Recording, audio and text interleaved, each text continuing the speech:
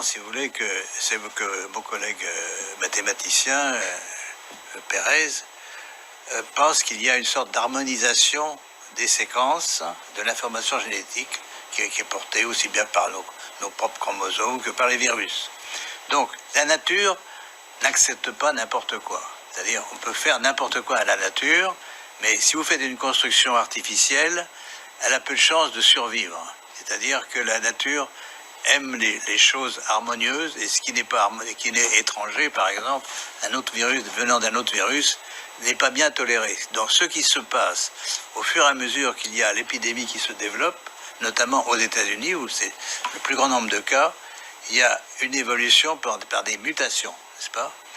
Les séquences vont muter. Muter, ça veut dire un nucléotide changé pour un autre, donc on modifie le code génétique, mais ça veut dire aussi des délétions, c'est-à-dire il y a des morceaux entiers du génome, et notamment, alors ce qui est extraordinaire, c'est que justement la région qui porte les séquences VIH mute beaucoup plus vite que les autres, donc, et même elle disparaît par délétion.